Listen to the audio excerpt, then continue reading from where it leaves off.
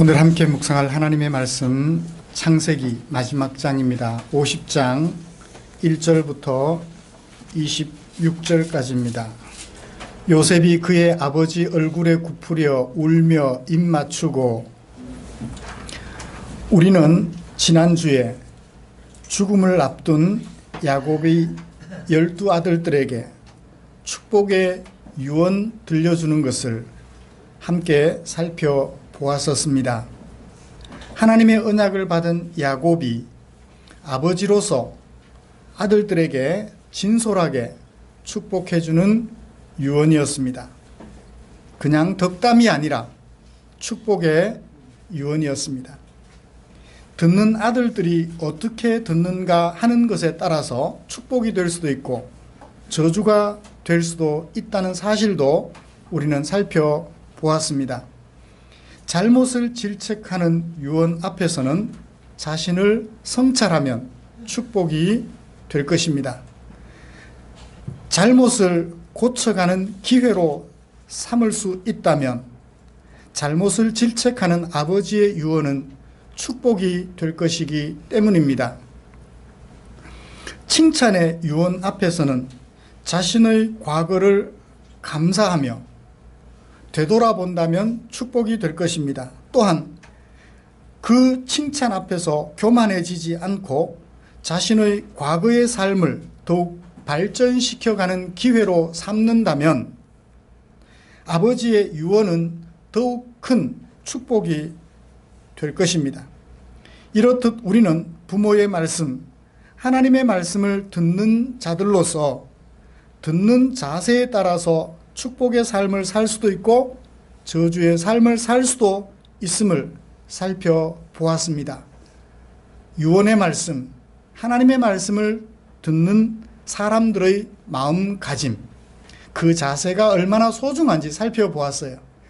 나를 야단쳐 내 잘못을 지적해 그걸로 끝이야 그러면 그냥 끝이에요. 그렇지만 잘 새겨듣고 성찰하고 더욱 겸손하게 아름다움을 유지해 간다면 그것은 축복이 될 것이 분명합니다. 오늘도 변함없이 하나님의 말씀을 듣되 유의하여 들음으로써 하나님의 언약 백성으로서 더욱 복 있는 삶을 살고자 하는 우리를 위하여 하나님께서는 창세기 50장 1절부터 26절까지 말씀을 주셨습니다. 저는 이 본문을 가지고 그 아버지의 그 아들들이라는 제목으로 설교하고자 합니다.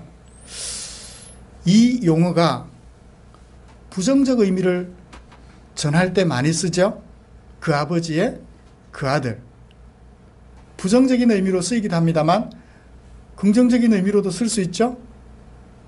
그 아버지를 보아서 그 자식을 알 수 있다. 그 자식을 보니까 그 아버지를 알 수 있다. 좋은 뜻으로 그 아버지의 그 아들들, 그런 제목을 붙여보았습니다. 말씀 나누는 중에 하나님의 크신 은혜가 저와 여러분들에게 충만하시기를 간절히 소원합니다.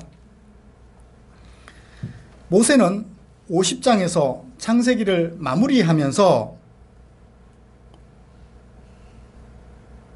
두 가지 사건을 기록해요. 아버지를 장례하는, 아버지 야곱을 장례하는 요셉과 요셉이 죽었다는 사실, 죽음으로 끝을 맺고 있습니다. 생각해 보세요. 창세기는 하나님의 놀라운 창조로부터 시작이 되었는데 죽어버렸어요. 기쁘고 화려하게 출발한 것 같았는데 마무리는 죽음으로 끝나고 있어요. 그래서 창세기를 성경에서 빼버릴까요? 그럴 수는 없잖아요. 거짓을 담을 수는 없는 법이니까. 그렇다면 그 속에 우리는 의미를 찾아야 될 텐데, 진실된 기록 앞에서 의미를 찾아야 될 텐데, 그 의미가 무엇일까요? 화려하고 아름답게 시작했다면 그 끝 또한 계속해서 화려하고 아름다워야 될 텐데 그 의미를 어떻게 찾을 수 있을까요? 함께 살펴보기를 원합니다. 먼저 본문의 구성을 좀 살펴보죠. 창세기 50장은 하나의 사건입니다. 야곱을 장사하던 요셉, 자신이 죽음으로 끝이 나요. 사건입니다. 아버지를 장사하고 자기도 죽었어요. 사건은 어떻게 시작이 되느냐면 아버지를 장사하는 그 일로 사건은 시작이 되었습니다. 이제 아버지가 죽어서 곡하는 기간이 지나서 장례를 치러야 되는데 어디에 장례를 치를까? 아버지가 유언을 남겨놓은 게 있잖아요. 어디로 가라고요?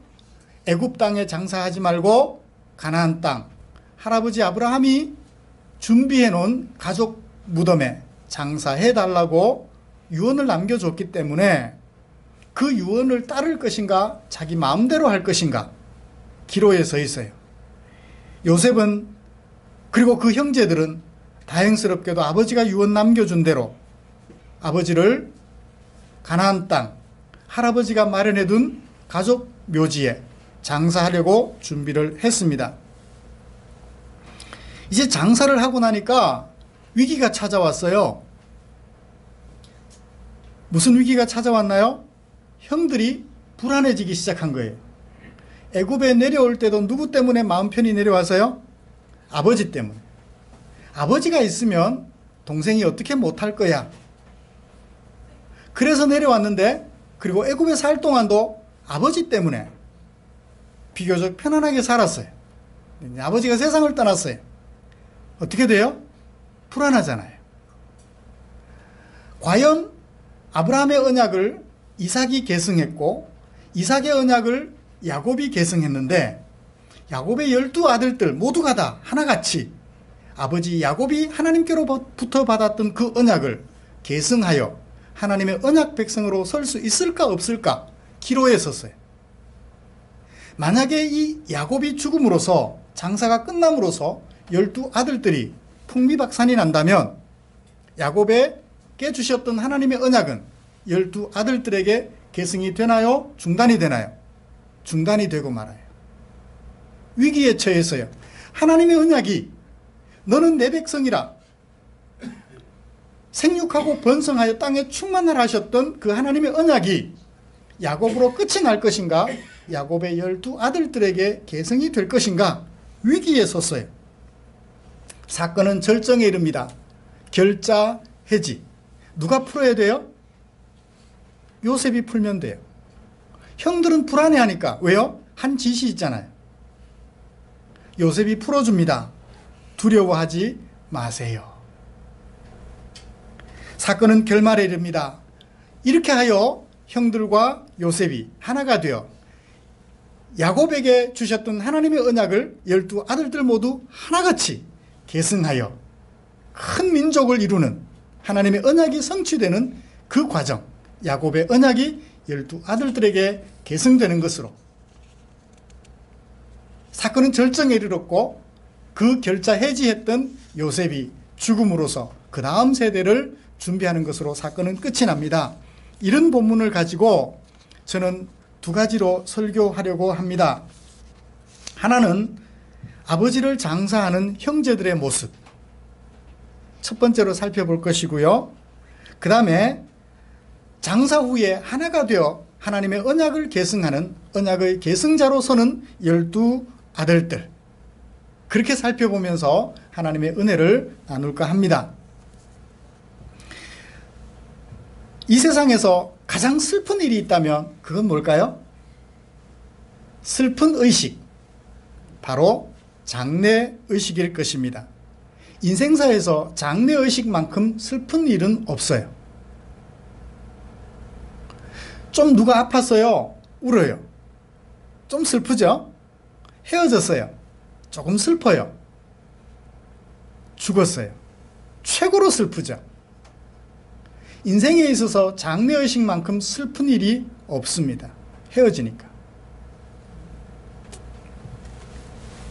모세는 50장에서 창세기를 마무리하면서 언약으로 부르시는 하나님의 역사의 출발이라 할 수 있는 족장들의 계보 중에 야곱의 계보를 그 아들 요셉의 죽음으로 마무리하고 있습니다.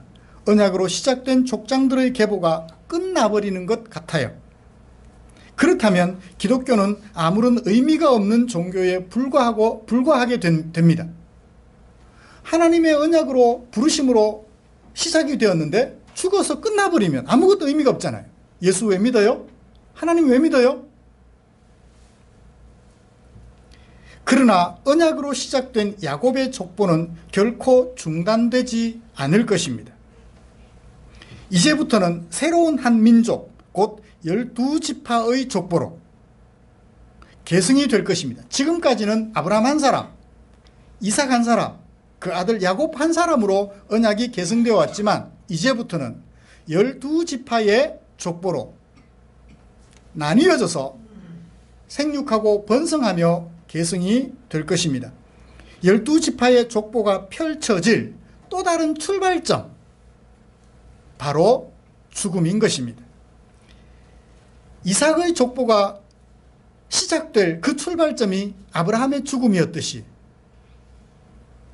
야곱의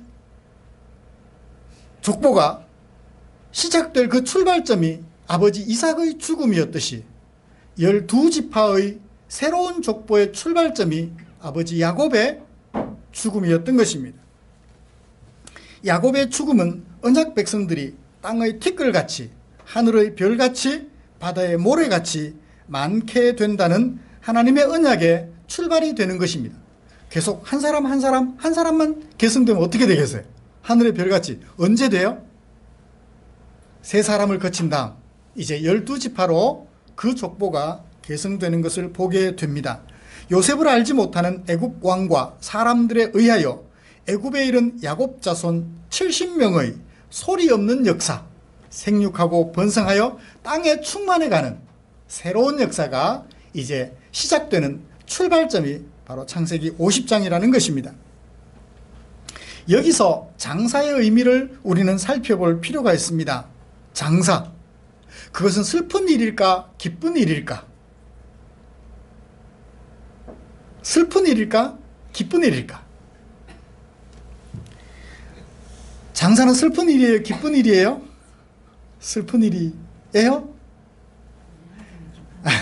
그 의미를 생각해 보면 장사가 기쁜 일이 될지 슬픈 일이 될지를 우리는 찾아볼 수 있습니다. 어떻게 장사 지내지는가? 어떻게 장사 지내지는가? 자, 이 장사는, 야곱의 장사는 어떻게 지내지지요?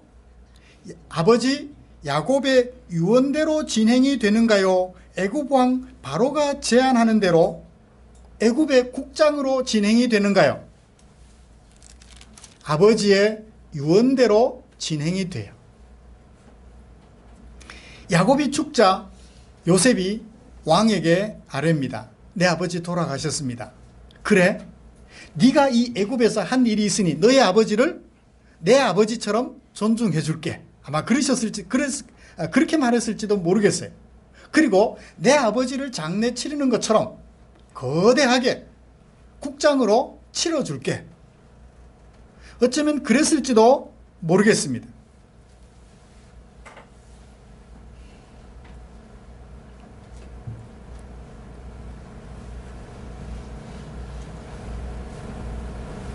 그렇지만 요셉은 바로왕에게 어떻게 아뢰입니까? 5절, 우리 아버지가 나로 맹세하게 하여 이르기를 내가 죽거든 가나안 땅 내가 파놓은 그 무덤에 나를 장사하라 하셨습니다.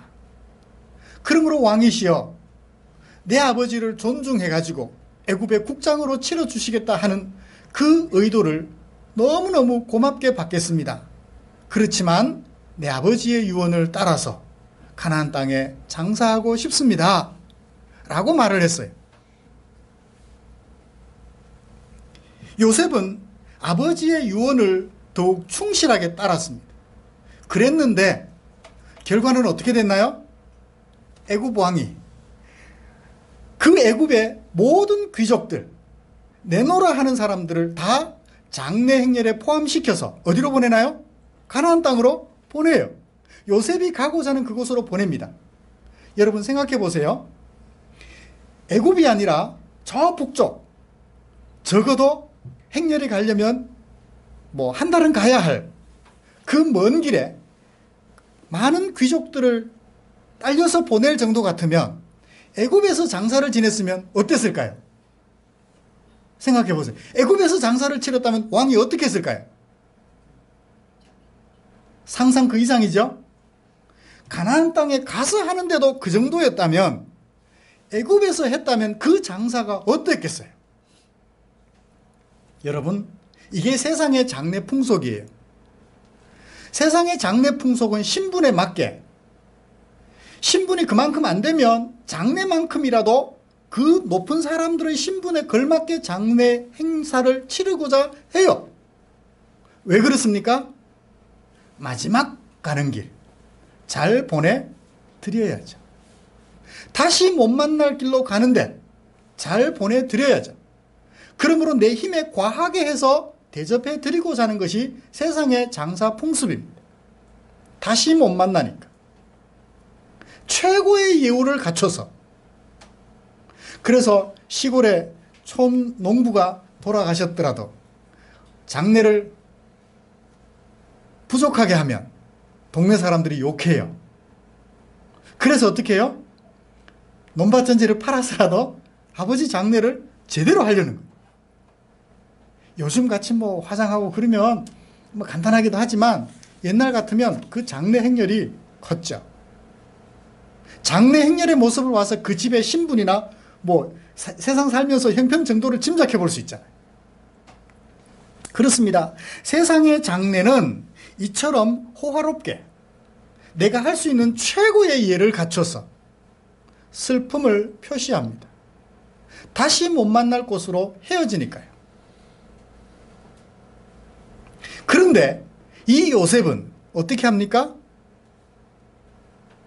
아버지의 유언을 따라, 언약의 계승자로서 아버지의 유언을 따라 해요. 왕이 귀족들의 행렬을 딸려 보내줄 것이라고 생각했을까요? 아닙니다. 어쩌면 애굽 나라를 벗어나서 가기 때문에 아무도 따라오지 않을 것을 예측했어요. 아무도 오지 않아도 상관없었어요. 오직 무엇이 소중했나요?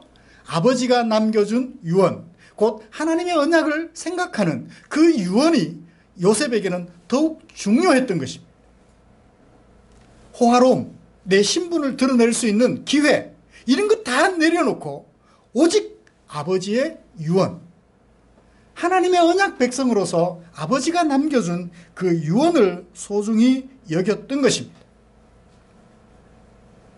요셉에게는 내 신분, 내가 애굽에 내려가서 어떻게 살았는지 가나안 사람들에게 자랑하는 것 생각이 없었어요.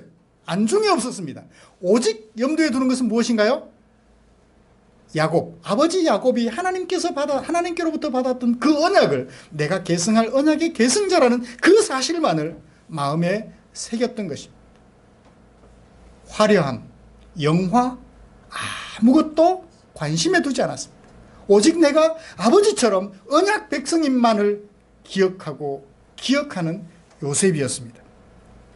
그러므로 지금 야곱이 치르는 요셉이 치르는 아버지 야곱의 장사 행렬은 슬픔의 행렬이 아니라 기쁨의 행렬이, 하나님의 언약 백성으로서 아버지의 뒤를 이어 나도 그 길을 갈 텐데 아버지와 함께, 할아버지와 함께, 증조부와 함께 하나님의 언약 백성으로서 영원히 살게 될 그날을 소망하며 온 가족이 한 무덤에 장사 지내지는 거죠. 요셉이 치르는 아버지 야곱의 장사 행렬은 끝의 의미가 아니었습니다. 새로운 만남을 위한 준비의 의미가 있는 것입니다. 야곱의 자녀들은 언약의 계승자들로서 다시 만날 아버지를 생각하며, 다시 만날 할아버지를 생각하며 장례를 치르고 있는 것이지요. 여러분, 기독교의 장례는 바로 이것입니다. 하나님의 언약 백성으로서 내 아버지를, 내 할아버지를 다시 만날 그날을 소망하면서 하나님의 언약 백성임을 다시 한번 확인하는, 내 신분을 드러내는 기회도 아니고요, 다시 만날 수 없는 길을 가기 때문에 슬픔의 기회도 아닙니다. 다시 만날 그날을 소망하며 기쁨으로 장래 행렬을 준비할 수 있는 것이지요. 이것이 요셉이 준비한 장래 행렬의 모습임을 살펴볼 수 있었습니다. 이 요셉의 아버지의 장례를 치르는 이 행사를 유심히 지켜보시면서 기독교의 장사 풍습이 어떠해야 하는지를 마음속 깊이 새겨보시기를 간절히 소원합니다. 죽음은 끝이 아니라 새로운 출발을 위한, 새로운 만남을 위한 출발점이라고 마음속에 새겨보시기를 기대합니다. 아버지가 세상 떠났을 때 그 다음 가장 걱정이 되는 사람들은 누굴까요? 형들이에요. 요셉의 형들이에요. 14절, 17절 보실까요? 50장 14절. 요셉이 아버지를 장사한 후에 애굽으로 돌아왔어요. 15절. 요셉의 형들이죠. 형제들이라고 했지만 형들이죠. 그들의 아버지가 죽었음을 보고 형들끼리 말합니다. 요셉이 혹시 우리를 미워하여 우리가 그에게 행한 모든 악을 다 갚으면 어떻게? 지레 겁먹었어요. 요셉은 말 한마디 하지 않았는데 형들이 겁을 먹었어요. 왜 겁먹었어요? 말 그대로 한 짓이 있으니까. 어떤 짓이에요? 요셉을 죽이려 했고, 유다가 죽이기는 뭐하다 해서 굴 속에 가뒀고, 굴 속에 던져 넣었고, 또 굴 속에 던져 넣어서 지켜보다가 또 형제들의 제안으로 너도 뭐하냐, 종으로 팔아버리자 해서 장사꾼에게 팔아버렸어요. 그리고는 아버지에게 거짓말했어요. 짐승들이 물어 죽였는지 피 묻은 그의 옷만 발견했습니다. 그렇게 수십 년의 세월이 지났어요. 그 한 짓 때문에 지레 겁먹고 우리가 그에게 행한 모든 악을 다 갚으면 어떡해? 누구 같은 줄 알고? 다 자기들 같은 줄 알고. 요셉이 자기들 같은 줄 알고 지레 겁먹었어요.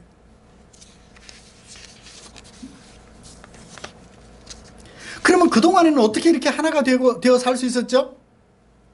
아버지 때문에. 아버지 앞에서 어떻게 싸워요? 에이, 요셉이 우리를 해치지 못할 거야. 아버지 찜 믿고 살았어요. 아버지 때문에 자신들을 어떻게 할 수 없을 것이라는 생각을 하고 있었다.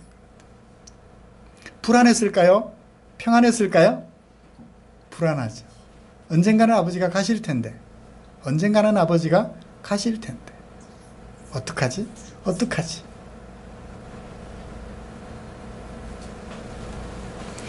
그랬던 그들이 어떻게 하나를 이루게 되었어요? 어떻게 하나를 이루게 됐죠? 18절을 보셔요. 그의 형들이 요셉에게 제안합니다. 요셉의 앞에 엎드려 가지고, 아이, 형님들이 체면도 없지. 요셉 앞에 엎드려 가지고, 동생 11번째 동생, 10명의 형들이 11번째 동생, 12번째 동생도 있기는 있는데 12번째 동생은 여류예요. 모든 형들에게 사랑받았으니까. 요셉 앞에 엎드려 가지고서는 말합니다. 우리는 당신의 종들입니다. 아니, 형들이 자존심도 없지. 목숨을 구걸하고 있어요. 그죠? 우리는 당신의 종입니다. 종입니다. 자, 이 얘기를 듣고 하나가 될 수 있어요. 요셉이 그렇게 말하죠. 형들, 좋습니다. 당신들은 내 종으로 사세요. 내가 차마 죽일 수는 없으니까. 그러면 우리가 당신의 종들입니다 라고 말한 형들은 어때요? 언약 백성답습니까? 종으로 살아야 되는데. 문제가 있죠? 그러면 그들을 종으로 부리는 요셉은 언약 백성답습니까? 양쪽 다 문제가 돼요. 그래서 종이 되고 종들을 부리는 자가 되어서 서로 하나가 되었다 합시다. 그것은 아름다운 하나가 아니에요. 세상의 하나됨이에요. 형이 동생을 어떻게 굴복시켜요? 주먹으로. 여차하면 한 대 패요. 그럼 어떻게 해요? 동생이 찍소리 못해요. 형과 동생이 그 주먹으로 하나가 되어 있으면 부모가 보기 어때요? 마음 아프죠? 형도 큰아들도 보면 안타깝고 주먹 앞에 찍소리 못하는 작은 아들도 보면 안타깝고,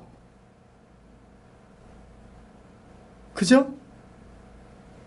그건 하나됨이 아니에요. 그런데 이 세상에는 어떤 하나됨이 있어요? 이런 하나됨이 있어요. 힘 있는 자가 힘 없는 자를 힘으로 굴복시켜요. 그죠? 이게 세상의 하나됨의 원리예요. 내게 반발하는 자라 억누를 수 있는 힘이 있다면 언제든지 그 사람들을 억누를 수 있어요. 국가가 어떻게 평안을 유지하죠? 경찰과 군대를 동원하면 반대하는 사람들 무조건 억누를 수 있습니다. 내가 하면 사랑이고 남이 하면 불륜이에요. 남이 할 때는 불륜이라고 막 욕을 해놓고 내가 불륜을 저지르면서 힘으로 억압할 수 있어요. 그리고 하나를 유지할 수 있습니다. 이게 세상의 하나됨이에요. 그래서 나온 사자성어가 뭔가요? 약육강식이에요. 그래서 또 나온 사자성어가 뭐예요? 자연도태예요. 힘 없는 자는 죽어라 이거예요. 도전하지 말고 죽으라는 거예요.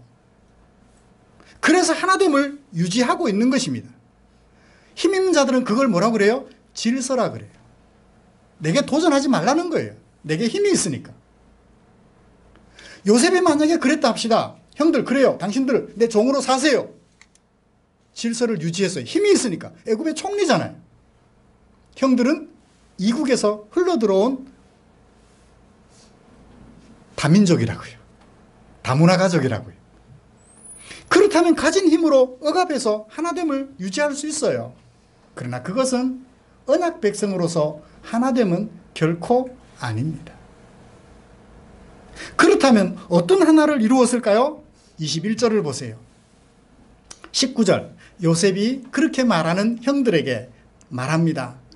두려워하지 마세요. 내가 형님들 같은 줄 아세요? 내가 하나님이 되어서 내가 하나님을 대신하리까라고 얘기를 하는데 어떤 의미인가요? 내가 하나님이 되어서 나를 팔아버린 당신들을 벌 줄까요? 당신들에게 회초리 때릴까요? 칼로 목을 벨까요? 내가 하나님이 될 수는 없지 않습니까? 당신들은 나를 해하려 했지만 하나님은 그것을 선으로 바꿔서 아버지도 살게 하셨고 당신들도 살게 하셨습니다. 우리 가족들의 생명을 살게 하셨습니다. 우리 가족뿐만 아니라 애굽의 모든 민족들까지, 아니 그 주변의 모든 민족들까지 7년 흉년 동안 살도록 해 주셨습니다. 그래서 담장 너머로 뻗은 나무 가지가 되어서 담장 밖에만 안에만 아니라 담장 밖에까지 살게 해 주셨습니다. 당신들은 두려워하지 마세요. 24절 요셉이 형들에게 단도직입적으로 말합니다. 나는 죽을 것이나 하나님이 당신들을 돌보시고 당신들을 이 땅에서 인도하여 내사 아브라함과 이삭과 야곱에게 맹세하신 땅에 당신들도 나도 똑같이 아버지 이삭이 야곱이 묻혀있는 그곳, 할아버지 이삭이 묻혀있는 그곳, 증조부 아브라함이 묻혀있는 그곳에 묻힌다. 뭐예요? 똑같은 언약 백성이 될 것입니다. 그러면서 뭐합니까? 뭐라고 말합니까? 내가 살아있는 동안은 당신의 자녀들을, 내 조카들을 내 아들들처럼 길러주겠습니다. 아무 걱정하지 마시고 두려워하지 마세요. 이건 뭐예요? 화해입니다. 자기를 팔아버린 그 형들을 향하여 화해의 손을 내밀고 있는 거예요. 우리는 언약 백성이지 않습니까? 당신들이 내게 하나님이 될 수 없고 내가 당신에게 하나님이 될 수 없습니다. 회초리를 들 수 없습니다.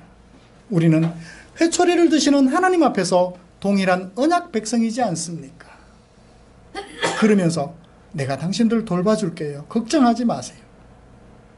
아버지 무덤에, 할아버지 무덤에 우리 함께 묻힐 사람들이 아닙니까? 우리 다 같은 언약 백성이 아닙니까? 라고 말해주며 하나를 이루게 됩니다. 이것이 진정 오늘 장래 행렬 속에서 마지막 죽음을 기록하고 있는 이 창세기 50장에서 희망을 보는 비결인 것입니다. 죽음으로 끝나는 것 같았는데 형제들이 진정 하나님의 언약 백성으로서 하나가 되어 70명의 가족들이 출애굽할 때, 애굽에서 나올 때 200만이 넘는 사람들로 번성해 있었던 거죠. 새로운 희망을 보는 출발점이 되었던 것입니다. 여기서 만약 요셉은 주인이 되고 형들은 종이 되어서 힘에 눌려서 하나됨을 유지하고 있었다면, 글쎄요, 애굽에서 나올 때 얼마나 됐을까요? 하나도 없었을 것 같아요. 그런데 그렇게 하나가 되어 있다 보니 언약 백성으로서 화해를 이루어 하나가 되어 있다 보니 애굽에서 나오는 400년 후에 70명의 사람들이 200만의 사람들이 되어서 함께 나올 수 있었던 것입니다. 말씀을 마치겠습니다. 사랑하는 성도 여러분, 죽음으로 끝나는 것 같아 슬픈 책이라고 말할 수 있었지만 지금 살펴보니, 이제야 살펴보니 창세기는, 죽음으로 끝나는 창세기는 슬픔의 책이 아니라 새로운 희망을 보게 하는 책이었습니다. 우리 모두 하나님의 사랑 안에서 언약을 계승할 자로서 힘 있는 자가 힘 없는 자를 굴복시켜 목사의 직분을 걸고 성도들을 억압하여 질서를 유지하는 세상의 하나됨이 아니라 그저 목사 장로가 힘을 부려서 성도들을 굴복시키는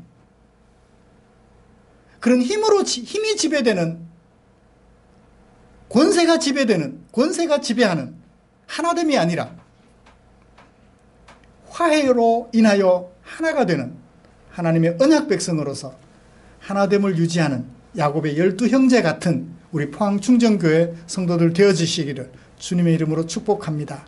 그래서 우리가 이 땅에서 죽음을 맞이하고 장사 지내질지라도 하나님의 언약 안에서 새로운 출발을 희망할 수 있는 아름다운 주의 언약 백성들로 세워져 가시기를 주님의 이름으로 축복합니다. 기도하겠습니다.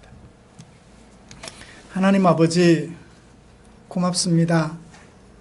이 귀한 말씀이 있어 그 말씀을 묵상하고 우리가 지향해야 할 공동체의 모습을 보게 됩니다. 아브라함 혼자 언약 백성으로 부름받았을 때, 이삭 혼자 부름받았을 때, 야곱 혼자 부름받았을 때는 하나됨이라는 것을 생각하지 못했지만, 그러나 야곱의 12 아들들이 야곱의 족보에 들어가 언약 백성으로서 그 언약을 계승할 때쯤 이 12의 하나됨의 모습을 지켜보면서 우리 공동체가 나아가야 할, 지향해야 할 아름다운 모습을 살펴볼 수 있었습니다. 사랑하는 주님, 우리 포항충정교회에 속한 모든 성도들, 힘이 지배하는 그런 질서를 유지해가는 교회가 아니라 화해하여 서로가 서로를 돌봐주지 못해서 안타까워하면서, 서로가 서로 권면하지 못해서 안타까워하면서 하나됨을 유지해가는 아름다운 언약 백성 공동체가 되어질 수 있도록 은혜 내려 주시옵소서. 예수님의 이름으로 기도드리옵나이다. 아멘.